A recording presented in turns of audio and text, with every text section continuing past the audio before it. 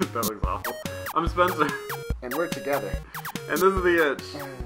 And we're here to talk about Steam. Stam You Yowzers. started. Why? It's funny. He's so shy. He's so naughty. I'm on beer too. Game developers can ban Steam users. What the fuck? Huh? What? Well, it seems like it's one of Steam's other features that they seem to kind of throw out there, sort of rolling out this changing the way gaming is gamed features, in which Steam has offered the ability for game developers to sort of implement or enforce their own games. They find someone who has been cheating or whatever. The way it works is they go, all right, hey, Skyrim, that's a good example. I think Counter-Strike. Yeah, okay. Okay, so because that started something that they kind of started already. Yeah, so say Counter-Strike. Oh, fuck. Counter-Strike's made by Valve, isn't it? Yeah, but that's a good starting point, because they've already been doing that, and that's kind of where bans started. Okay, Was they would implement them in that to keep people from cheating. Exactly, yeah. Oh, you're shooting through the walls? Not anymore. Damn. So now they're extending that to other developers who have people that are playing using Steam. Yeah, okay, so playing fucking... Final Fantasy XIV, you're gonna spam for gold? Yeah, spamming... Oh, thank God, get rid of those fuckers. And, oh yeah, you spam for gold, and Square Enix knows about it. They send a letter with all the information and everything like that to Valve, and then they log onto their Steam account and ban it. And that's pretty much the way the process is actually going to work. Like, literally that simple. It's not like an implementation, feature, where they have to, develop something. It's literally, hey, this is their account, this is what it's connected to, ban that. From what it sounds like, it's a no questions asked, just whatever the developer wanted to do, it's done. But that raises the question. No questions asked raises the question. Why... Is there some sort of feature in which you are wrongly banned, in which you can be like, hey, this wasn't me, or whatever the case is? And then the developer can pull back a ban, potentially? Because is the developer always right all the time? No, they're not. No one's right all the time. Like when I got banned from League of Legends, those people deserved it, those little shits. Great community, right? But regardless, ESPN 3. I'm there.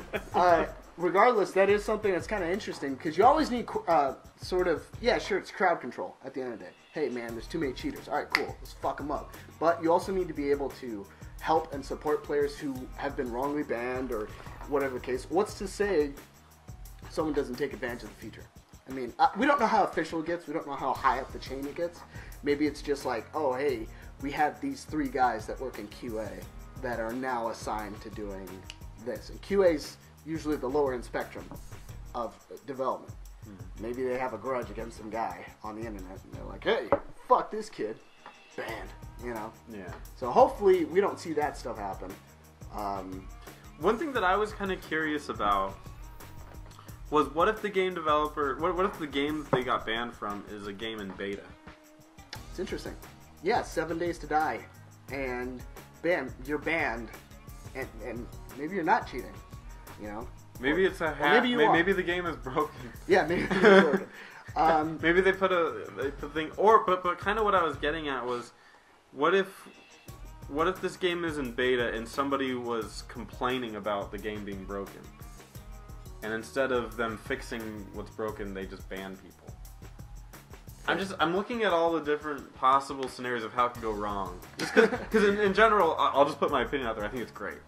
I don't have really that big of a problem with it. I'm just looking for wherever something could possibly be abused or go wrong.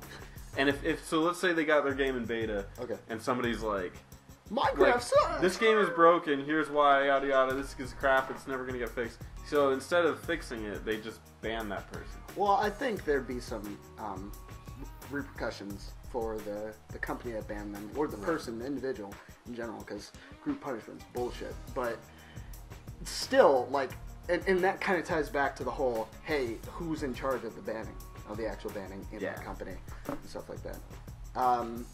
I would hope it never came to that. I see where you're getting at, but I think that's for shitty, indie developers who are, it's their first game, and they're really sensitive and stuff like that. You see it on, we just got done talking about with Total Biscuit. that little issue, and there's a couple others like throughout history where a developer gets mad at a singular person, and it's just like, fuck, you know, why you get mad at this person? Angry Joe, right? He had one. A band? No, a developer didn't like him or something. Not Nintendo, someone else. Oh. Whatever. I don't know how you would not like somebody named Angry Joe. Right? He's happy. So, regardless, that's kind of an interesting take. Obviously, Steam is rolling this stuff out, and people are a little bit hesitant after the clusterfuck that was paid mods, which has since been redacted. Another topic for another day, but that is still going to happen. I guarantee it. I would expect it to happen a little differently, like to be a donate button, like, oh hey, you can donate if you want. We'll see. I expect that to just return and people slowly being more okay with it. Maybe. So it happens. Who knows? But anyway, that's body hardening. Get punched in the face. It hurts the first time. You get used to it. Yeah. So I'm Spencer. And I'm JD. And this is The Itch. Make sure to like, comment, subscribe. Check us out on This is The Itch on Twitch. We do new videos every week. Oh, thanks for watching. Thank you.